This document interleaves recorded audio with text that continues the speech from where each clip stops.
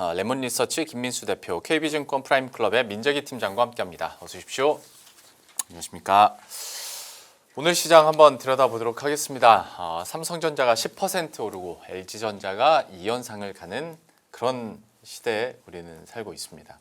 젠슨왕 형님께서 오신다고 하여 두산이 그리고 네이버가 10%씩 급등하는 그런 장에 살고 있는데 오늘 장 팀장님께서는 좀 어떻게 보셨습니까? 네. 뭐 그런 이유로 올라가는 종목들이 있는 반면에 그런 모멘텀에 뭐 같이 엮이지 않은 종목들은 사실은 상당히 좀 연일 오늘뿐만 아니라 맞아요. 사실은 계속 연일 힘든 그러한 흐름이 되고 있는 것 같습니다. 그래서 뭐 몇몇 대형주 쪽으로의 쏠림은 여전히 이번 주에 뭐 이제 월요일인데요. 오늘도 이어지고 있고 사실 이게 이제 언제까지 이어질지 사실은 좀 뭐 참 답답한 부분들이 있는, 그러니까 지수는 뭐 사상 최고치를 경신했다라는 그런 이제 헤드라인의 기사들은 많이 나오고 있지만 오늘 제가 장중에 이제 저희 KB증권 내에서 이제 여러 내부에 이제 방송을 이렇게 진행하는데 채팅창에서는 이제 계좌는 파래요 뭐 이런 표현들을 꽤 많은 분들이 사용을 하고 계시거든요. 실제로 오늘 그러니까 하락 종목만 2,100개가 넘어왔으니까 그러니까 웬만한 내 계좌에 있는 종목들은 뭐 그들 몇 개를 안 들고 계시는 분들은 상당히 뭐 올라가는 계좌에 있는 종목은 거의 없다라고 보는 게 맞는 거죠. 그래서 그런 부분들이, 그리고 또 올라가는 몇몇 종목들이 올라가더라도 또 문제는 비중이 별로 또 크지 않으면 의미가 별로 없잖아요. 그쵸? 사실 우리가 이제 주식 투자를 하는 이유 중에 하나는 이제 계좌를 좀 이렇게 불려나가려고 하는 부분들이 있는데, 사실은 그렇게 계좌를 좀 불려나가려고 할 때는 좀 어떤 섹터나 어떤 종목에 대해서 비중 있게 이렇게 확 베팅을 하고 실었을 때 사실은 계좌의 변화가 좀 생기는데, 이렇게까지 강할지를 모르는, 또 생각 못해 미처 생각하지 못하셨던 분들 중에서는 또 가지고 있긴 한데, 이게 비중이 이제 크게 의미가 없는 비중이면 여전히 또 들고 있는 분들 중에서도 그렇게 또 희비가 엇갈리고 참 여전히 차별화되는, 이 양극화되는 극단의 이 차별화 쏠림 현상은 이번 주에도 6월의 첫 거래일에도 불가피한 그러한 흐름인 것 같습니다. 매우 좀 안타까운 상황인 것 같습니다. 그러니까 코스피가 9,000을 향해서 가고 있는데도 불구하고 6,000, 7,000대에 느끼던 감정과는 크게 다르지 않은 느낌이 좀 없지 않아 있습니다. 포모도 그대로 있고 왜 내 건 안 가지라는 느낌은 여전히 있고. 그리고 주위에서 삼성전자 진짜로 담아볼까 고민 중입니다라고 하시는 분들은 여전히 있고 그런 것 같습니다. 대표님께서는 오늘 시장 어떻게 보셨습니까? 고민하지 마세요. 담으세요. 일단 지수는 신고가인데 소수만 행복합니다. 그 소수가 나인지 아니면 소수 빼고 나는 불행한 사람인지 다시 한번 잘 고민을 해보셔야 될 것 같고요. 한 달째 내내 강조드립니다. 주도주 좀 사시라고. 그게 끌고 가고 앞으로 더 할 겁니다. 더 양극화가 세질 거기 때문에 그에 발맞춰서 가셔야 된다고 목 놓아 부르짖고 있는 상황들인데, 그래요. 매매할 때 보게 되면 이 정도면 됐겠지. 그래서 중소형주 딱 들어갔다가 아침에 손절하고 결국에는 뭘로 복구하느냐? 레버리지 들어가서 복구합니다. 그게 복구가 되면 다행이죠. 그럼 그냥 어쩔 수 없이 내가 손절하고 집에 못 가겠다 하게 되면 붙어 있어야죠 뭐. 그래서 매매하고 그걸 약간 이제 회복하고 나가는 이 흐름을 봤을 때 참 답답하죠. 답답한데 이렇게 분위기를 보다 보니까 다 온 것 같긴 합니다. 중소형주의 바닥은 서서히 들어온다고 생각하는데, 그럴 때 보통 이제 뭔가 이렇게 자극하는 게 좀 있어야겠죠. 그게 자극해야 버럭 하고 올라올 텐데, 지난번에도 한번 이런 비슷한 현상이 나왔다가 그때 뭐더라? 또 정부 얘기였었나 뭐 그거 가지고 또 그 자리에서 또 1200까지 또 한번 쭉 달렸지 않습니까? 4월달에 국민성장 펀드. 그 얘기 나오고 그 다음에 들어오기 시작하면서 또 그때 한번 움직였기 때문에 또 국민성장 펀드 2차 나온다고 하는데 이거 전혀 얘기도 안 먹히고요. 그렇지만 그래도 가격 메리트가 충분한 상황 쪽에서 자금이 극단으로 가게 되면 한 번쯤은 돌아오는 때가 나오는데 그게 그제였을까 어제였을까 오늘일까 이러다가 이제 계속 잘릴 수밖에 없는 심정이긴 하지만 그래도 다 올 것 같은데, 중요한 거는 반등이 나오게 되면 제가 보기에는 소부장이 먼저 나오지 않을까라는 쪽으로 바라보고 있고 또 네. 하나 나올 때가 중요합니다. 반등이 나오게 되면 그 다음에 야 이건 해도 너무하네라고 생각했다가 반등이 들어오게 되면 그 다음 액션이 중요하죠. 그러면 내가 전혀 주도주 죄송합니다. 계속 반도체 얘기 들어서 죄송한데 그게 없는 상황에서 많이 줄은 상황 쪽에서 계속 소외된 쪽으로 샀었다. 그러면 올라올 때 계속 잘라내야 됩니다. 잘라내고 그쪽으로 들어가셔야 됩니다. 그래야 다음에 이게 또 반등 나왔다가 또 한 번 흐름이 나오게 되면 그때는 또 거의 그렇게 상태가 됩니다. 계좌가. 그렇기 때문에 다시 한번 강조드리지만 주도주는 꼭 챙겨가자라고 말씀을 드려야 될 것 같습니다. 예, 얘기 나온 김에 그리고 2부에서도 뭐 이슈들은 이야기 많이 했으니까 팀장님 삼성전자 있잖아요. 네. 10% 오르는 거 맞아요? 예. 아니, 그러니까 예, 지금 좋은 건 알겠는데 잘 모르겠어요. 지금은 네. 그 이해하려고 이 하면 안 시장의 돼요. 흐름이 네 큰일 납니다. 아, 지금은 그냥 저도 뭐 거의 입사한 지 한 23, 4년 정도 됐는데요. 네. 이게 맞아라고 생각을 했을 때가 항상 그때라도 따라갔으면이라는 경험이 많았던 때인 것 같습니다. 네네. 지금 시장에 대해서도 이제 주로 가지고 계신 분들과 안 가지고 계신 분들의 이제 생각의 좀 차이가 여기서는 이제 다를 수가 있죠. 예. 가지고 계신 분들은 이제 아직까지 밸류에이션은 싸다라는 논리로 그렇죠. 예, 많은 분들이 이야기하실 것이고 저도 이제 그래서 밸류에이션을 가지고 이제 목표 주가를 계산을 해서 이 정도까지 업사이드는 아직도 남아 있는 뭐 이러한 말씀을 드리는데 문제는 이제 비중이 아주 낮으시거나 아니면 이제 안 가지고 계신 분들 입장에서는 이거는 좀 말도 안 되는 약간의 이 자금의 블랙홀 쏠림 현상이다 이렇게 이제 표현하시는 분도 있는데 사실은 이 또한 시장의 하나의 부분인 거죠. 네. 사실은 우리가 왜 지금 월드컵 경기를 다음 주에 앞두고 있잖아요. 평가전 지금 하고 있고. 네. 네. 우리 그런 그 대표팀 선수들이 끝나고 난 다음에 인터뷰할 때 좀 억울하게 뭔가 반칙 선언이 났거나 네. 뭐 골이 들어갔음에도 불구하고 좀 억울하게 판정이 잘못돼서 경기에 졌을 때 네. 우리 대표 선수들은 마이크 앞에 서서 항상 이야기할 때 그것 또한 경기의 일부분이다라고 받아들이려고 하는 모습을 보이고 있는데 저도 이게 23년 동안 계속 학습을 당했음에도 불구하고 이 시장이 조금 과열 아닌가 뭐 잘못된 거 아닌가라고 했는데 수능을 오히려 먼저 일단 하고 그죠? 하고 그 다음에 그런 부분들에 대한 생각을 해야지. 10% 오르는 아까 좀 전에 우리 대형주가 상한가 가는 장이라고 네. 앵커님께서 말씀을 하셨잖아요. 대형주가 상한가를 가고 뭔가 깐부 해동에 이은 다음 해동을 또 한다고 하는데 막 주가가 날아가잖아요. 네. 근데 그게 말도 안 돼라고 생각을 해버리게 되면 그거를 이제 수익으로 연결을 이제 못 쫓아가는 거죠. 못 쫓아가는 뭐. 거죠. 네. 그러니까 그건 내 거 아니라고 그냥 포기해버리면 되는 건데 근데 막상 이제 주가가 막 대형주들이 상한가 가고 이래버리면 중간에 들어가서 작게라도 먹었으면 됐을 텐데 왜 저게 무조건 안 된다라는 생각을 내가 가졌을까 이런 생각을 또 하시면 안 되는 거죠. 그러니까 아예 칼같이 무자르듯이 저런 스타일의 투자는 내 게 아니야라고 해버리면 다행이고요. 그죠? 그러면 나는 이제 다음 스테이지를 기다려야죠. 왜냐하면 23년 동안 삼성전자 오를 때 다른 주도주는 크게 안 나왔고요. 네. 삼성전자가 재미없을 때 새로운 주도주 텐베그 섹터들이 꽤 나왔거든요. 네.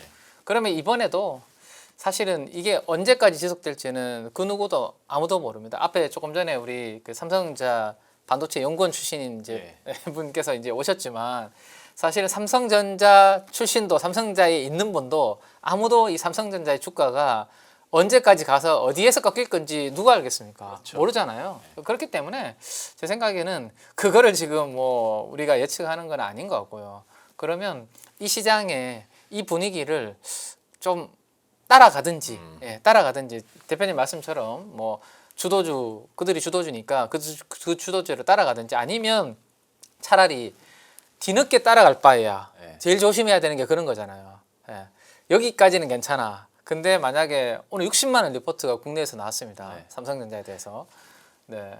근데 뭐 예를 들어서 뭐 여기보다 한참 많이 올라갔는데 그때서야 이제 만약에 못 참고 따라 들어가게 되면 혹시나 거기서는 마지막이 돼버리면 똑같은 종목을 가지고 완전히 이제 투자자끼리 너무 차이가 크게 나잖아요. 그래서 이 시장을 인정하고 지금이라도 작은 비중이라도 빨리 올라타든지 아니면 이 사이클 다음에 스테이지를 나는 찾아놓고 기다려야 되는데 아까 반도체 소부장 쪽 뭐 말씀을 하셨는데 반도체 소부장뿐만 아니라 저는 억울하게 빠진 섹터와 종목들이 꽤 만들어지고 있다라고 생각이 됩니다. 네. 지금 음봉으로 쭉 떨어지고 있는 종목이 천지입니다. 맞아요. 천지. 네, 엄청 많다라는 거죠. 그게 수급이 다 그쪽으로 가기 때문에 그런 상황인데, 근데 지금부터 이제 삼성전자나 SK하이닉스를 지금이라도 내가 따라가기 힘든 부분들은 대신에 지금 억울하게 이익도 잘 나오고 성장도 잘 나오는데도 불구하고 수급적인 이유만으로 주가가 빠지고 있는 기업들, 그래서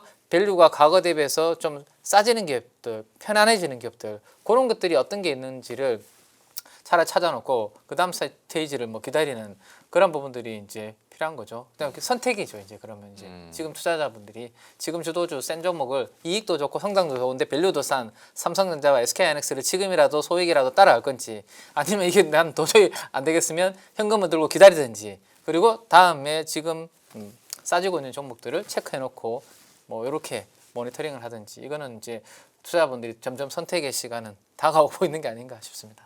팀장님 말미에 얘기해 주셨던 지금까지 이유 없이 떨어졌던 종목들을 최근 들어서 외국인들이 조금씩 사모기 시작한 것 같긴 합니다만은, 개인 투자자 입장에서는 지금 시장에 순응해야 되는 것도 있는 것 같습니다. 이해 못하겠다고 안 하는 게 아니라 주도주에 대해서는 좀 따라갈 필요가 있다. 다만 이게 어설프게 이제 간 보다가 막판에 잡다 보면 그것도 크게 있고 낭패를 볼 수 있으니.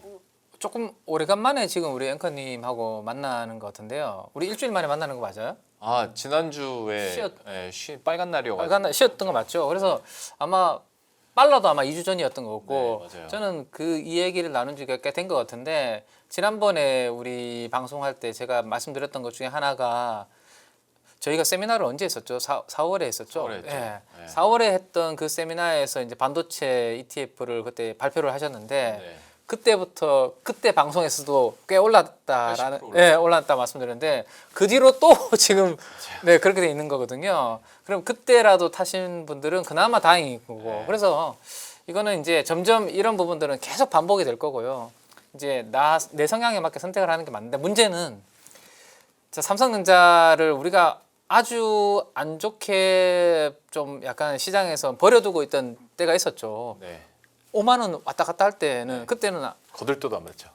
삼성전자 잘못하다가는 망할 수 있다라는 이야기도 막 나오고 했으니까요. 그렇죠. 내부에 있는 분들은 특히 더 심했고, 삼성전자 내부에.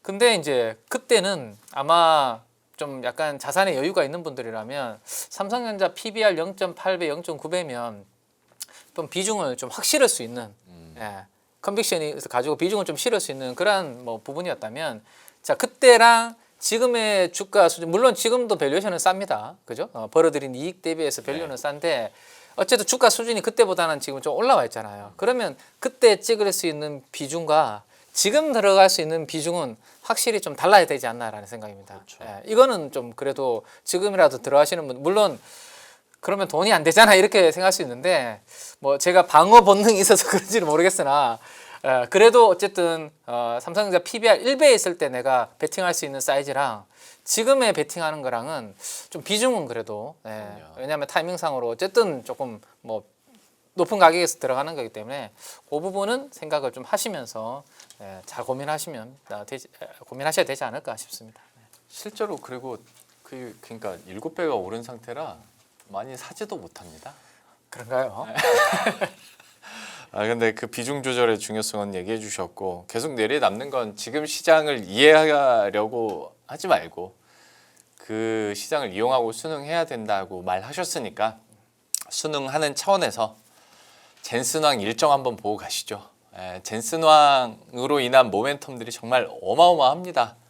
그러면 구체적으로 어떤 종목군들이 회자되고 있고 또 어떤 스케줄 때문에 이렇게 급등하고 있는지, 이건 대표님께서 한번 정리를 해주시죠. 네, 2차 방안이라고 하시는데 솔직히 이 정도까지 그런가 싶긴 한데, 시장은 상당히 뜨겁습니다. 그런데 이게 이해하지 말라고 하신다고 하셨잖아요. 아 이건 다른 얘기죠. 이벤트와 관련된 얘기다 보니까 이런 거는 좀 다른 얘기인데 네. 일단 그렇게 봐야 될 것 같아요. 어떤 한 계기가 그러니까 아까 제가 중소형주도 반등이 들어오게 되면 뭔가 모멘텀이나 계기가 필요하다고 생각되는데 이 이벤트가 그걸 만들었다고 생각되다 보니까 상대적으로 저평가했던 종목 상대적으로 네. 싸다고 생각했던 LG그룹들이 그렇게 강하게 움직일 수 있었던 배경은 젠슨왕 CEO가 오는 게 아니라 뭔가를 기다리고 있었다고 봐야겠죠. 내가 저평가를 얼만큼 이렇게 싼데 뭐가 좀 이렇게 불 도화선을 한번 탁 당겨줬으면 이런 차원에서 움직였다고 해석하는 게 맞지. 이걸로 통해서 뭔가 크게 이제 오셔서 LG나 뭐 네이버나 뭔가를 크게 뭐 보여줄 거야. 저는 그런 생각은 안 듭니다. 그게 지금 한국 증시의 대형주 안에서 수단매가 들어가는 과정이라고 해석하는 게 맞다고 봐야 될 것 같고요. 네. 그래도 엄청납니다. 엄청납니다. 그리고 또 하나 제가 예상을 못한 거는 그날 들어오셨다가 그냥 나갈 줄 이렇게 출국하실 줄 알았어요. 네, 워낙 네. 시간이 돈이신 분이라. 예. 그런데 일정이 뭐 4일날 들어오셔서 목요일이죠. 네. 들어오셔서 주말까지 계신대요. 네. 아주 돈 많으신 분이니까 극존칭을 써드려야죠. 네, 그러다 보니까 4일 들어왔다가 네. 결국은 7일 일요일까지 있는다고 하게 되면 그 사이에 뭘 할 것이냐라고 했을 때 그러면 활동과 관련해서 좀 뭔가 우리 기업들과의 성과가 좀 더 나올 거 아니냐라는 네. 쪽에서 시장에 갑자기 불이 확 붙었다라고 보는 게 맞을 것 같고요. 그런 쪽에서 이번에 당연히 뭐 SK그룹 회장 SK와 뭐 삼성 다 만날 걸로 보고 있고 네. 특히 LG가 처음으로 접촉을 하다 보니까 거기서 강하게 자극을 받는 거죠. 이틀 동안 상한가 들어갑니다. 예전에 애플카로 상한가 들어간 거 아유 무시해 이러면서 예 그리고 네이버가 이렇게 들어오는데 솔직히 네이버는 개인적으로 저항대 이렇게 들어오게 되면 아직 소프트웨어 시대가 아닌 것 같아서 줄이고 반도체를 사라라고 말씀을 드렸는데 네. 와 네이버 엄청 뜨겁습니다. 혹시나 네이버를 좀 팔고 그러셨다가 고민하셨다고 하면 죄송합니다. 근데 제 생각은 변함이 없습니다. 아직 소프트웨어 시대가 아니라고 생각하고 있기 때문에 네. 일단 이번 기회를 통해서 좀 일정 부분 정리하고 그 다음에 반도체로 가는 게 맞다라고 생각을 하고 있고요. 그런 쪽에서 봤을 때 일단 6월 4일 날은 입국하셔서 이 깐부회동이란 거죠. 무슨 뭐 성동 쪽에 어디서 뭐 이번에는 삼겹살 소주 소맥 예 이걸 한다고 그래서 그러면 삼겹살 관련된 예, 종목 선진 사야 되고요. 예, 소맥 관련된 거 하이트질로 대한민국 증시가 뭐 있습니까? 예, 그게 테마로 또 혹시나 예 또 그냥 봐야 될 것 같고요. 그럼 한번 봤어요. 잠잠하더라고요. 그래서 그냥 예, 너무 가면 안 되겠구나 네네. 싶은데 또 모르죠 내일 어떻게 될지. 하도 갈 거 없으면 네 그런 쪽에서 일단 금요일 날은 일단 일정은 변동공 될 수가 있다고 보는데 네이버의 또 회동이 예상돼 있고 AI 인프라, 소버린 AI 갖다 붙이면 네이버도 할 게 너무 많아요. 이제 그게 이제 부각이 됐다는 건데 더 중요한 게 이거보다 한 번 더 간대요. 월요일 날까지 해서 네이버 1784 사옥을 방문한대요. 근데 이쪽이 아시는 것처럼 제2의 사옥인데 거기 있다 막 로봇 돌아다니고 뭐 안에서 특화된 5G 특화망 있고 뭐 클라우드 있고 이렇게 하다 보니까 거기를 간다고 그러면 이제 네이버의 피지컬 AI에 대한 관심들이 딱 올라가면서 그것까지 푸시를 나오기 시작하더라고요. 근데 제가 보기에는 이거 되게 중요하다고 말씀드렸습니다. 디지털 트윈 이게 아마 앞으로 로봇을 학습하고 로봇 쪽에서 피지컬 AI 환경 쪽에서 가장 중요한 단어라고 생각하고 있는데 그러다 보니까 개인적으로는 SK텔레콤이 훨씬 더 앞서간다고 생각하고 있거든요. SK텔레콤은 디지털 트윈 관련된 쪽에서 구독 모델을 시작해 있습니다. 그래서 이게 벌써 성과가 나고 있고 가장 중요한 고객 중에 하나가 아마존 웹 서비스가 있습니다. 네. 그러다 보니까 그게 또 약간 자극을 받아서 또 직접 엔비디아가 언급을 했다고 하더라고요. 그러니까 또 급하게 올라가죠. 박수 치면 안 되지. 이제 그런 상황들인 것 같고요. 그런 쪽에서 일단 그런 차원에서 딱 쭈루룩 보게 되면은 두산그룹은 이제 또 그 토요일 날인가? 예, 또 NC랑 하나요? 키움이랑 하나요? 그 야구장에서 네. 한쪽 일루를 쫙 비웠대요. 돈은 이렇게 쓰는 거 아이가 이러면서 예, 그래서 인류를 비웠다고요? 네, 일루 두산 쪽에서 네. 그리고 그쪽에 엔비디아 가족분인가 뭐 직원분하고도 다 그쪽에 가서 뭐 참관한 그 본다. 그리고 또 시국까지 얘기 나옵니다. 네, 네. 자, 그러다 보니까 두산이 급등하고 네, 그런 것도 있는데 두산이 솔직히 그렇게 비싸지 않았어요. 자, 지금 CCL 만드는 전자위지만 한다고 하더라도 글로벌 CCL 쪽의 피어의 밸류가 26배, 30배 되거든요. 근데 지금 CCL 쪽 따진다고 하더라도 그 정도까지 안 나왔기 때문에 그게 반응하면서 쭉 들어온다. 근데 이런 모멘텀이 문제예요. 이런 모멘텀이. 아, 내가 저평가한 거 알고 있어. 그런데 이게 들어와서 그런 걸 끌고 간다. 조금 황당하긴 하지만 뭐 어떻게 하겠습니까? 대한민국 증시가 그런 것도 하나의 자극을 하게 되면 이제 그런 쪽으로 간다고 봐야겠죠. 그런 쪽에서 조금 아쉬운 게 현대차 쪽에서는 뭐 미리 올랐기 때문에 좀 주춤한 것 같은데 제가 보기에는 뭐 LG도 마찬가지겠지만 피지컬 AI의 가장 큰 핵심은 일단 제조업체에서 강점이 있는 회사들을 데리고 그다음에 끌고 가겠다. 지금 이번에 먼저 컴퓨텍스에서 나왔던 얘기가 유니트리 얘기가 나왔습니다. 네. 유니트리는 일단 IPO가 이제 들어가서 9천억 밸류로 시작을 하는 것 같습니다. 그런 쪽으로 나오는데 거기서 유니트리도 이제 선점을 했는데 아시아에선 가장 먼저 조금 더 손을 잡는다고 하는데 이거는 더 디벨로퍼를 크게 못 나가는 게 미국의 입장으로는 유니트리와 이걸 한다 그러면은 조금 상황을 그렇게 썩 안 좋게 보겠죠. 그런 쪽에서 아마 동맹 안쪽에 있는 회사들을 더 챙긴다라고 하게 되면 LG나 현대가 당연히 가능성이 높기 때문에 그런 쪽에서 지금부터는 이벤트는 어느 정도 반영이 돼 있다고 보고 구체적으로 뭘 어떻게 그래서 오셔서 어떤 MO나 어떤 얘기를 하는 게 더 중요한지가 관건이기 때문에 그걸 바라보는 게 또 중요할 것 같다라는 쪽에서 그렇게 보면서 시고 어떻게 할지도 궁금해요. 네. 황 선생님 시구는 언더일까 아리랑일까 뭐 이런 거 다 한번 체크해 보면서 한번 관심 가져보시죠. 네. 알겠습니다. 젠슨 황의 일정까지 이렇게 살펴보면서 투자 포인트를 짚어가고 있는데 팀장님께서는 젠슨 황의 이번 방안과 관련해서 관전 포인트 어디에 두고 계십니까? 글쎄요, 저도 피지컬 AI 관련해서 저는 이제 고민을 좀 하고 있는 부분이 있어서 요약해서 이제 한 페이지로 좀 만들어봤기 때문에 네. 요거 관련해서 그냥 저는 조금 말씀을 좀 드리도록 하겠습니다. 어쨌든 기대가 워낙 지금 강하게 반영이 되고 있잖아요. 네. 지금 오늘 LG전자의 캔들을 아마 차트를 보실 수 있는 분들을 보시면 아주 몸통도 작고요, 아랫꼬리도 작은 거의 점상에 가까운 맞아요. 그렇잖아요. 네. 이 대형주가 거래도 안 터지고 거의 점상에 가까운 힘을 보여줍니다. 그렇다는 것은 젠슨황 CEO께서 우리나라에 방한하셔가지고 LG의 구본무 회장님과 LG 트윈타워에서 만나가지고 아마 뭐 안고 악수하고 뭐 모든 것까지 반영해서 저는 그렇다고 생각이 됩니다. 그렇지 않나요? 네, 그렇죠. 맞아요. 이 정도 대형주에 거의 점상 가까운 캔들은 이현상이잖아요. 아주 만나서 장밋빛 전망까지 밤도 같이 뭐 한잔 하면서 보내잖아요. 어쨌든 모든 지금 뭐 장밋빛 전망이 다 반영되고 있는 그런 부분이라 생각되는데요. 그러면 이제 우리는 항상 그거죠. 많이 땡겨나온 거잖아요. 그 기대를 반영해서. 근데 그 중에서 하나라도 근데 왜 이렇게 빨리 헤어져?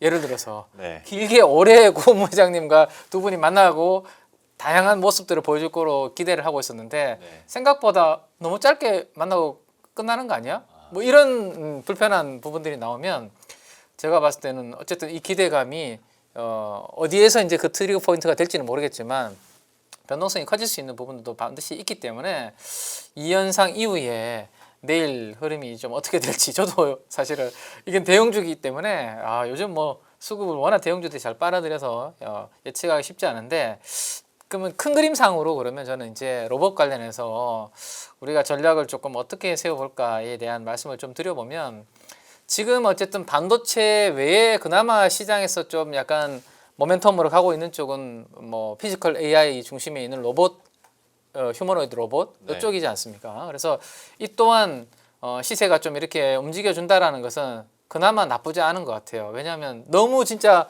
삼성전자와 SK하이닉스 두 종목으로만 가면 제가 봤을 때는 곤란해요. 미국에 있는 빅테크 7개인가 8개 기업들이 나눠 가지고 있는 시가총액 비중이랑 우리나라 두 종목이 지금 시가총액 나눠 가지고 있는 거랑 비중이 너무 우리는 두 종목의 비중이 너무 커요 지금 합산 비중이. 그래서 혹시라도 이들이 올라갈 땐 좋은데 이들이 그러면 쉴 때 아니면 조정받거나 이랬을 때는 그러면 우리 변동성은 어떻게 할 거냐.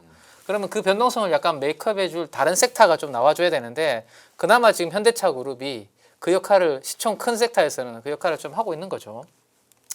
두 가지 모멘텀이 지금 6월, 7월에 타임 라인으로 기다리고 있는 것 같습니다. 다들 많이 기다리고 계시는 테슬라의 옵티머스 로봇의 양산 관련된 부분. 그래서 생산 라인을 전환해서 이제 3분기 본격 양산을 한다라는 이야기들이 나오고 있기 때문에 이런 부분들이 좀 더 구체적인 이야기들이 우리가 좀 들려오면 요거는 로봇한테 어쨌든 뭐 힘을 실어줄 수 있는 그런 부분이 되겠죠. 지금 우주항공 관련된 지난 주말에 안 좋은 악재가 미국에서는 발생을 했잖아요. 근데 우주항공에 있어서 최근에 좋은 모습을 보여준 회사는 스페이스X라는 회사가 지금 건재하기 때문에 네. 그래도 뭐 버틸 수 있는 부분이 있는 것처럼 옵티머스 로봇에 대한 이 기대치는 시장에서 여전히 있다라고 보는 게 맞고요. 그 다음에 이제 현대차 그룹에서는 전사 차원에서 로보틱스 IR을 준비를 하고 있다라고 합니다. 이게 이제 보스턴 다이내믹스에 대한 아마 다양한 또 그쵸. 좋은 이야기들, 네. 장밋빛 정만들 뭐 이야기들을 해주지 않을까 싶습니다. 그러면 뭐 현대차 그룹 그 관련된 밸류 체인들은 적어도 저 모멘텀까지는 그때 발표를 한번 듣고 내가 액션을 취하자라고 생각을 많은 분들이 하고 계실 거거든요. 그럼 적어도 그때까지 모멘텀은 이어진다. 그러면 6월, 7월 사이에 저 두 가지 모멘텀으로 인해서 나쁘지 않은 그런 스토리를 갖추고 있고 조금 전에 유니트리 이제 말씀을 주셨는데 제일 오른쪽에 있는 유니트리는 기대감도 있지만 혹시라도 기대에 못 미쳤을 때는 한 번에 세론을 자극할 수 있는 요인이 될 수 있을 것 같습니다. 네. 작년부터 우리가 이제 유니트리의 몸값이 중요하다는 이야기는 이 시간에 한 번씩 다뤘던 주제였습니다.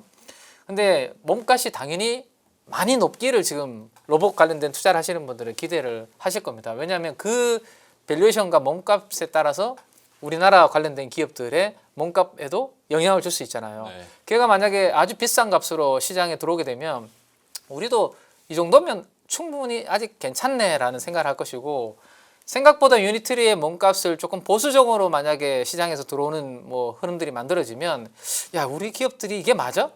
유니트리도 저런 밸류를 받는데 그죠? 뭐 이런 생각들을 하게 되면 요거는 좀 자꾸 복잡한 고민을 이제 하게 되는 거죠. 잘 이제 가지고 있다가도 그래서 유니트리가 8월달 상장을 지금 앞두고 있는 상황에서 가치 평가를 어떻게 받는지 요걸 한번 지켜봐야 될 필요가 있습니다. 근데 그게 확정이 된 순간에는 이미 뭔가 변동성이 좀 심할 수 있으니 8월에 유니트리 발표가 나오기 밸류에이션이 이제 책정이 되기 전에 사실은 6, 7월에 만약에 두 가지 모멘텀으로 주가가 좀 많이 땡겨놨을 때는 뭐 약간 좀 트레이딩을 잘 하시는 분들은 일부 좀 챙겨 놓는 것도 분할 매도를 통해서 그죠? 네, 그것도 저는 괜찮지 않을까 싶고 오히려 8월 달에 저렇게 유니트리 몸값이 혹시나 보수적으로 나오거나 빠지고 그 다음에 이제 8월이 갔는데도 지금 아직도 트럼프 대통령 입으로는 계속 종전은 끝났다, 종전됐다라는 식으로 계속 이야기는 하고 있는데 마지막 도장은 안 찍고 있는 상황입니다. 네. 조금 전에 들어올 때 보니까 여전히 WTI 브렌트유는 다시 또 한 3에서 4%씩 지금 올라가면서 여전히 고유가 레벨을 유지를 하고 있거든요. 근데 그게 8월 달 뭐 저렇게까지도 가게 되면 그때 또 그런 이슈들이 이번에도 약간 물가와 금리를 5월 중순에 약간 자극을 했었잖아요. 그죠? 네. 근데 그 정도 수준으로는 성장을 많이 하고 있는 뭐 반도체나 실적 잘 나오는 기업들한테 미치는 영향은 제한적이다라는 것을 이번에 보여줬고 혹시라도 그때까지 만약에 갔는데도 잘 안 됐을 경우에는 이번에 금리와 물가보다는 조금 더 자극을 줄 수 있는 부분들이 생기죠. 그러면 이 로봇과 관련된 이런 부분들은 PSR, 매출액의 30배 막 이렇게 거래가 되는 기업들이잖아요. 네. 그러면 당연히 뭐 금리가 혹시라도 약간 그때쯤에 자극이 된다면 또 이제 이런 고성장주들은 약간 또 변동성이 커질 수 있는 부분이 생기겠죠. 그래서 8, 9월은 오히려 6, 7월에는 이렇게 수익을 조금 많이 내는 트레이딩 전략을 하고 8, 9월에는 다시 이제 좀 싸게 살 수 있는 그런 구간이 한 번씩 올 수 있지 않을까라는 생각에 이 정도 타임라인과 이벤트를 한번 기억을 해두시면 좋지 않을까라는 생각입니다. 그 젠슨왕 방한과 관련해서 피지컬 AI에 대한 중요성과 포인트 얘기해 주셨는데 한 가지만 더 팀장님께 좀 여쭤보자면 로봇 얘기 나온 김에 또 ETF도 관심 많으시니까 로봇 투자를 했을 때 그러면 예를 들어서 현대차그룹이나 LG전자 또 어디 있어요?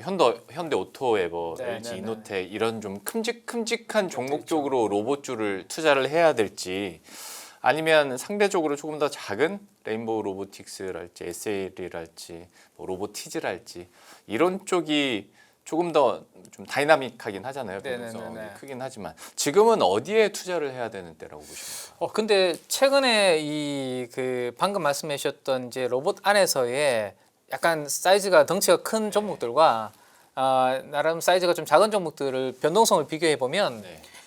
큰 종목들의 변동성도 아니 만만치 않은 시장이 된 거죠 지금은. 네네. 그죠? 그럴 수 네. 있겠네요. 왜냐하면 제가 반도체 소부장 간단하게 예를 한번 드려보면 반도체 소부장도 반도체 업황이 좋으니까 지금 좋습니다. 근데 지금 돈이 삼성전자와 SK하이닉스 쪽으로 더 쏠리는 이유 중에 하나는 성장률이 삼성전자, SK하이닉스가 작년 대비해서 원래 막 100%씩 이렇게 세 자릿수로 성장을 하거든요. 네. 근데 반도체 소부장 쪽에서도 두 자리 이렇게 성장하는 기업들이 있어요. 성장률은. 근데 반도체 소부장이 밸류를 좀 낮게 주는 기업은 15배 정도에서 거래를 받고 밸류가 좀 비싼 회사들은 20배, 30배에서 거래됩니다. 네. 지배 원리죠. 예. 같은 성장률을 보이는데 이쪽은 덩치가 크고 대형주인데 밸류에이션까지도 싸. 근데 이쪽은 성장률도 삼성전자, SK하이닉스 정도의 성장률도 안 나오는데 이미 밸류에이션은 15배에서 30배 사이에 있어. 네. 그러면 사실은 돈들은 이쪽으로 자꾸 가게 되는 거죠. 그래서 레버리지 ETF 나오자마자 자꾸 돈들이 반도체 ETF 팔고 레버리지로 집중이 되는 거거든요.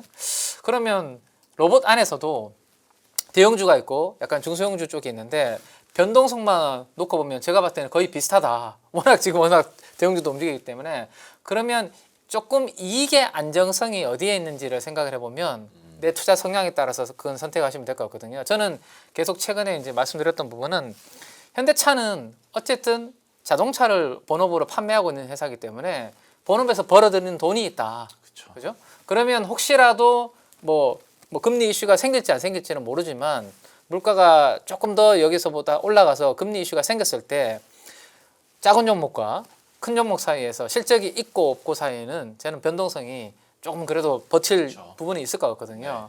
당연히 뭐 현대모비스, 현대차 다 이들 기업은 숫자를 어느 정도 가지고 있는 기업들이고 중소형주들은 사실은 레인보우 로보틱스 뭐 우리가 숫자를 가지고 이야기할 수 있는 부분은 부족하잖아요. 네. 그나마 로보티즈라는 회사는 액추에이터 쪽에서 거의 수출을 70-80% 하면서 나름대로 거기서 영업이익률 20-30% 벌면서 네, 뭐 수익이 나는 부분들이 있기 때문에 로보티즈가 시가총액 그렇게 3조, 4조씩 이렇게 받는 건데 그런 부분들을 제외하면 이 투자 성향에 따라서 제가 봤을 때는 좀 대형주 쪽으로 보시는 게 좀 그래도 좀 편안하지 않을까. 혹시나 모를 매크로 이슈가 터졌을 때를 대비한다라면 이렇게 저는 좀 말씀드리고 싶네요. 알겠습니다. 로봇주에 대해서 투자 포인트 조언까지 한번 들어봤으니까 또 관심 있으신 분들 또 적용해 보시길 바라겠고요. 젠슨황 관련해서 한 가지만 더 여쭤보고 이제 다른 이슈들도 볼 텐데 이제 젠슨황이 또 깜짝 AI PC용 칩을 공개를 했습니다. 이렇게 되면서 삼성전자와 SK하이닉스에게도 또 새로운 시장에서 또 새로운 장이 열릴까라는 뭐 기대감들도 좀 있고요. 이거 의미 부여를 어떻게 할 수 있을지 이거는 대표님께서 한번 정리를 해주시겠어요? 이거 들어가기 전에 로봇 쪽 잠깐만 부연 설명드리면 네, 좋습니다. 로봇은 올해 계속 갈 겁니다. 네, 그렇게 바라보고 있고 금리 이슈, 매크로 이슈와 그렇게 크게 관계 없을 것 같고요. 그게 나와서 흔들린다 매수 기회입니다. 그쪽으로 보셔야 될 것 같고 유니트리와는 또 상관이 없습니다. 왜냐하면 유니트리는 확장성이 제한돼 있어요. 네, 왜냐하면 중국 쪽에 기반을 안고 거기서 움직인다고 했을 때 지금 아틀라스 같은 경우는 벌써 기업들이 500개 회사에서 요청하고 있습니다. 다 되면 빨리 주세요. 그러다 보니까 차원이 다르고 두 번째는 미국 시장에서 조만간 또 법안이 발의가 될 것 같은데 철저하게 기술 쪽을 배제하는 쪽에서 로봇들이 중국 로봇 쪽들도 압박을 하는 쪽으로 나올 겁니다. 그러면 상대적으로 옵티머스와 아틀라스가 가장 또 부각을 받을 수밖에 없기 때문에 이런 기조로 본다 그러면 여전히 현대차 쪽들은 계속 예전에도 말씀드렸지만 여전히 좋게 보고 있다는 쪽으로 보고 기회를 잘 활용하셨으면 하고 봐야 될 것 같습니다. 두 번째로 엔비디아 관련된 대표님 그러면 대표님 입장에서는 현대차예요, 레인보우 로보틱스예요? 아유 그런 거 못하겠고요. 어디 무지개를 저한테 갖다 대십니까? 예, 그건 무서워서 못하겠어요. 저도 예, 근데 현대차 그룹 안에서 네. 보석 같은 종목이 하나 있습니다. 아, 보석 같은 종목. 예, 그거는 네. 말씀을 다 드렸기 때문에 뭐예요? 조유 쓸 때는 얘기 안 안 했잖아요. 가르쳐 드려요. 뭐지? 꾸준히 보신 분들은 다 아실 겁니다. 그래서 그걸 아 제가 인포맥스 라이브를 꾸준히 안 봐가지고. 그러니까요. 아니 그 앵커를 하시는 분이 네. 저희 방송을 애청을 하셔야지. 죄송합니다. 아유 종목이 그거구나 다 아실 텐데 뭐지? 채팅창 보세요. 지금 쭉 올라올 텐데 뭘까? 봐 주시면 좋을 것 같고요. 네. 빨리 넘어가겠습니다. 예. 네. 그래서 엔비디아 AI PC 관련된 얘기가 나오기 시작했는데 일단 지금 보니까 시장의 반응들은 와 그러니까 엔비디아가 새로운 PC를 설계한다라는 쪽에서 봤을 때 일단 ARM, ARM 설계다 보니까 이쪽 급등 그리고 또 마이크로소프트 기반이다 보니까 급등 이런 쪽으로 나오고 오히려 지금 인텔 그리고 AMD 그리고 또 퀄컴 같은 컴퓨팅 쪽에 있는 쪽들을 주가는 지금 밀리는데 이거는 구분을 하셔야 될 것 같습니다. AI PC가 그러니까 약간 지금 소비자 쪽 그러니까 노트북 AI가 적용된 그런 PC 쪽으로 들어간다고 해서 주가가 그렇게 경쟁사 입장 쪽에서 빠지는데 이거는 잘못된 해석입니다. 오히려 지금 그 인텔이나 지금 나오는 AMD나 이쪽들의 가장 큰 강점은 서버용 쪽의 CPU도 만만치 않게 강점이 있거든요. B2B와 B2C는 다르게 봐야 될 것 같은데 그 경쟁 때문에 엔비디아가 AI 새로운 칩이 나온다. 그것 때문에 주가가 밀린다? 이건 말이 안 되거든요. 그래서 아마 이번에 하락하게 되면 또 미국장 하시는 분들은 좋은 기회를 한번 만들어 가시는 게 좋지 않을까 그렇게 바라보고 있고요. 그런 쪽에서 일단 플랫폼이 확대가 됩니다. 그래서 지금 기존의 AI 개발자 샌드박스 쪽에서 한정되니까 지금까지 얘기가 나왔던 게 NX1이라고 하고 있고 그거 하나가 더 있는데 그 들어가는 없네 사라졌네요. 거기 하나가 있는데 이름이 까먹었습니다. 좀 무슨 스타인가 뭐 하나가 있는데 이게 처음에는 그러니까 개발자 중심으로 들어가는 걸로 알고 있었습니다. 네. 그런 쪽으로 알고 있었는데 이게 마이크로소프트가 우리 한번 해보자. 그래서 NX1이라고 하고 또 NX1 N1 N1X 이렇게 나오기 시작하는 요게 이제 출동이 되다 보니까 시장에서 그러면 뭔가 변화가 나오는 거 아니야? 라는 쪽의 기대감이 상당히 커지는 것 같은데 일단 윈도우 앱으로 이게 어떤 거냐면 지금 엣지 디바이스라고 하는 AI가 거기서 실행될 수 있다 보니까 거기서 우리도 2단에서 AI를 충분히 그래서 코딩을 하는 과정 중에서 클라우드와 주고받고 하면서 우리도 AI의 성과를 충분히 낼 수 있는 에이전트의 또 하나의 장을 마련하겠다라는 쪽들인데 그거는 제 개인적으로는 조금 앞서갔다고 생각이 듭니다. 이제 어떻게 나올지 모르겠어요. 지금 얘기는 일단 그 칩 공개를 했고 거기다가 SK하이닉스가 LPDDR5X가 1차 메모리 공급으로 들어간다고 나옵니다. 솔직히 물론 삼성전자도 좋은데 지금 엔비디아와 손을 딱 잡고 HBM이나 그리고 또 저전력 쪽으로 들어가는 거는 하이닉스가 손을 완전히 잡은 상태입니다. 그래서 우위하긴 우위하고 그거를 이제 삼성전자가 막 추격하면서 좀 더 그러니까 룸이 아직 남아있기 때문에 삼성전자가 더 추격력이 높겠다라는 쪽들에 대한 시각들이 높은 거죠. 하지만 지금 당장은 하이닉스가 우위가 돼 있다라는 쪽으로 봐야 될 것 같고 일단 128기가 봅니다. 128기가짜리 DDR5X가 들어간다. 이거는 상당히 뭘 하길래 그렇게 큰 게 들어가나 이런 생각이 좀 들고 있고요. 그러다 보니까 또 시스템 온 칩이다 보니까 이 안에 다 들어가 있어요. 그렇게 되면 ARM이 설계하기가 더 수수료를 받기가 좋다. 뭐 이런 쪽으로 바라보는 것 같고요.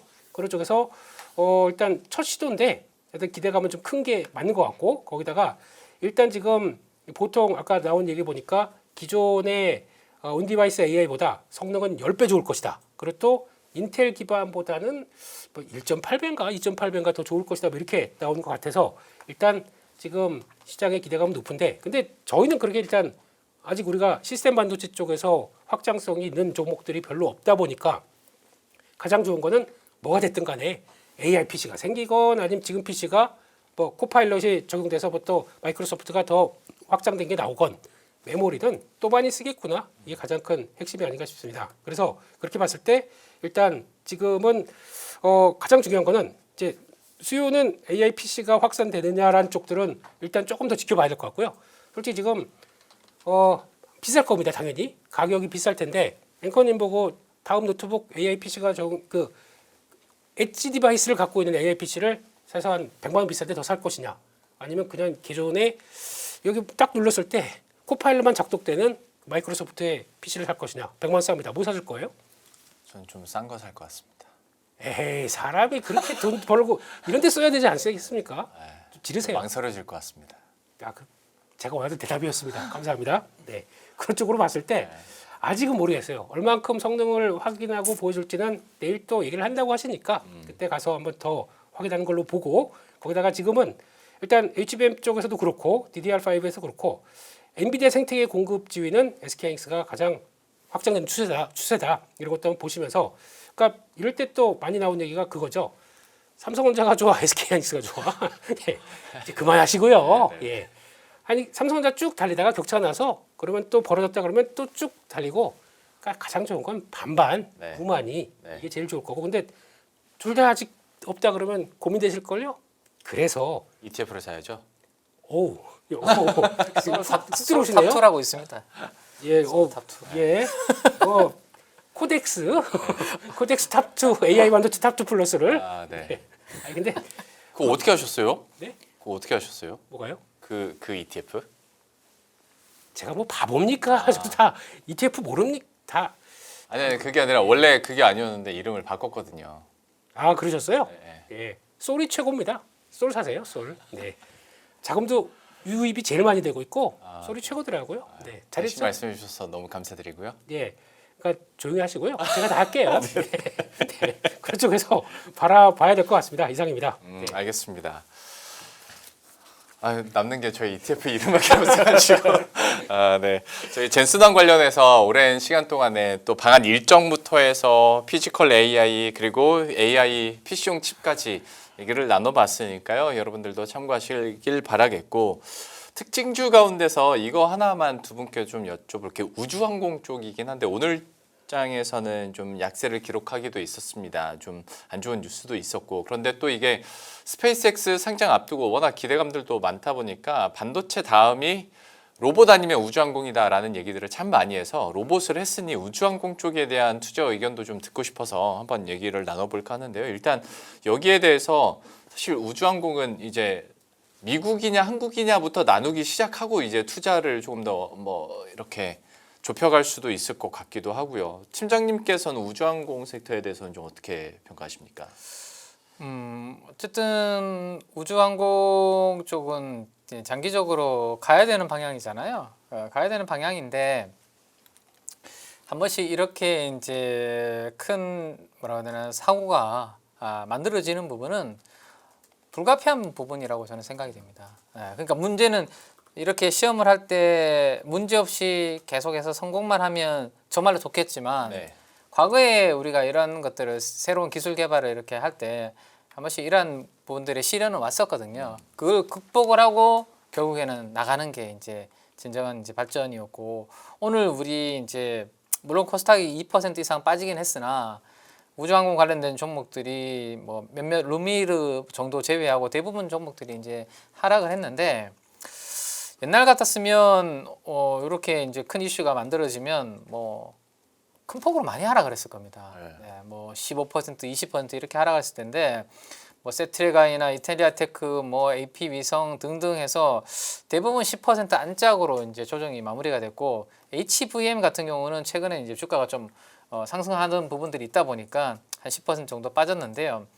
이러면서 이제 또 어느 정도 또 이제 내성을 갖춰가는 거 아닌가라는 생각이 들고 만약에 스페이스X가 혹시 이제 시험 뭐 가동하다가 이번처럼 크게 이제 문제가 생겨서 폭발 사고가 나거나 아니면 뭐 이슈가 생기면 그건 조금 더 이번에 블루 오리진하고는 약간 그렇죠. 임팩트가 다를 수 다르죠. 있거든요. 네. 왜냐하면 스페이스X는 그 우주항공 쪽에서는 가장 앞단에서 지금 치고 나가고 있는 선두주자인데 그 친구가 뭐가 문제가 생기거나 그리고 혹시라도 뭔가 엔진 같은 그러니까 우주 발사체에 문제가 생긴 거는 사실 몇 개월 이렇게 복구를 해서 다시 이제 하면 되는데 우리 엔진과 관련된 이제 설계나 결함 이런 부분들을 다시 하게 되면 시간이 꽤 걸리는 부분들이 생기는데 이게 블루 오리진에서 생긴 부분이고 그러면 가장 큰 뭐 반사 수혜라고 하는 부분은 스페이스X가 오히려 뭐 가장 큰 수혜로 임팩트가 있지 않을까 싶고요. 근데 스페이스X가 그러한 이슈가 없다라는 것은 우리나라 이제 우주항공 관련된 종목들이 이렇게 하락은 했으나 이건 좀 뭐 이러한 진통을 겪으면서 다시 성장하는 그러한 계기가 저는 된다라는 생각을 가지고 있습니다. 그래서 스페이스X 관련해서 뭐 긍정적인 이야기들이 좀 또 IPO를 앞두고 있으니까요. 뭐 그런 이야기들이 좀 나오면 우주항공 관련된 기업들 중에서도 스페이스X의 밸류체인 관련된 종목들은 오늘의 또 음봉을 이렇게 극복해서 움직이는 종목들이 저는 나오리라고 생각이 됩니다. 그래서 그런 부분들을 지금은 좀 시간이 조금 걸릴 수 있으니까 차분하게. 그러니까 이거는 지금 어쨌든 우리가 꿈에 투자를 하는 거잖아요. 네. 반도체는 지금 우리 눈앞에 뭐 실질적으로 있지는 않지만 어쨌든 지금 공장에서 만들어내고 있고 그걸 가지고 돈을 벌고 있는 거니까 숫자도 지키니까. 네, 숫자가 지키는 쪽이고 이런 쪽은 어쨌든 우리가 미래에 이 시대가 올 거야라는 꿈에 투자를 하는 거니까 그 꿈을 가는 데 있어서의 이 뭔가 이 쿨렁쿨렁 출렁출렁임은 있을 수밖에 없는 부분이기 때문에 대세의 이 흐름이 꺾였다기보다는 약간의 속도 조절이 필요한 부분이 생겼고 대신에 스페이스X에 있어서 뭔가 상장에 대한 지연이나 그쪽에서 뭔가 뭐 치명적인 결함이 없다라면 이 스토리는 그래도 길게 가는 스토리는 맞지 않나라고 생각을 하고 있습니다. 알겠습니다. 대표님께서는 우주항공에 대한 투자 아이디어는 그리고 전략은 어떻게 혹시 갖고 계십니까? 일단 좀 저희가 어떻게 이용하느냐에 따라서 좀 다를 것 같은데 네. 일단 지금 블루 오리진 폭발 사고로 버진 갤럭틱이 올라간다? 이거는 펀더멘탈 상 아닌 것 같습니다. 그건 그냥 심리로 움직이는 거라고 봐줄 것 같고 저라면 그거 쫓아가는 건 아닌 것 같고요. 네, 그런 쪽으로 보고 더 가슴 아픈 사실은 오늘 한화에어로스페이스가 네. 좀 너무 마음이 아픕니다. 맞아요. 네, 그 대전에서 큰 폭발 사고가 나오다 보니까 인명 사고까지 나오고 그래서 이걸 통해서 우리가 어떤 추진하고 있던 대기업 쪽의 한 축들이 약간 흔들리나 이게 좀 가장 조금 좀 앞으로 생각해봐야 될 문제라고 생각되고 있고요. 아무리 약간 좀 마무리 잘 되고 이런 인명 사고 나고 그러면 진짜 마음이 너무 아파요. 네, 그런 쪽에서 언제도 잘 마무리가 됐으면 좋겠는데 그러니까 이게 첨무라인도 연결이 돼 있다고 하더라고요. 그쪽들이 그래서 고체 연료 쪽들과 영향을 끼치다 보니까 예. 근데 항상 이런 시련이 있으면 또 한번 레벨업되는 과정들은 보일 텐데 이를 토대로 아마 그래서 반등 시도하던 방산주들이 다 흔들렸습니다. 근데 결국에는 일단 다음 레벨업을 위한 준비로 바라보고 있고 그렇죠. 그래서 뭐 일단 수주 받은 거 이상만 얻게 되면 좀 지연 때문에 약간 영향을 끼칠 수 있을 것 같습니다. 실적 쪽에선. 근데 그럼에도 불구하고 수주만 추가로 받게 된다라고 하게 되면 뭐 이상은 없다고 보기 때문에 일단 제가 보기에는 방산과 연결된 우주항공들 이쪽들을 먼저 챙기는 게 더 좋을 것 같다고 약간 성격들이 비슷하지 않습니까? 그런 쪽들을 먼저 보는 게 중요할 것 같고 그리고 스페이스X가 상장된 다음이 더 중요할 것 같고요. 네, 그 네. 전까지는 혹시나 반등 들어온다 그러면 저는 비중 줄이는 게 좋겠다라고 국내 업체들은 우주항공주들은 생각하고 있고 네. 끝나고 워낙 대여다 보니까 한 달에서 한 달 반 정도쯤 지나면 약간 좀 묵직하게 될 겁니다. 그때는 상장 차익금 가지고 차익 가지고 준비를 한다는 과정들이 많을 것 같아요. 그렇기 때문에 그때는 V3나 V4가 이제 앞으로 레벨업된 로켓이기 때문에 거기 들어가는 소재들은 더 늘어날 수가 있다는 관점 쪽에서 그러니까 요때 끝나고 다시 한번 주춤할 때 그때쯤 자리 보고 들어가는 게 좋지 않을까 싶어서 이쪽들은 지금은 반등 시 정리하는 관점 그리고 일단 챙기려면 방산주 챙기자 그렇게 말씀드리겠습니다. 일단은 스페이스X 상장하면 세론 쪽으로 조금 더 생각을 하시나 보군요. 그럴 수밖에 없죠. 그렇게 거대한 너무 커서. 종목이라서 제가 틀렸으면 좋겠습니다. 근데 그냥 우리 팀장님 얘기하시는 방어적으로 네. 이상입니다. 알겠습니다.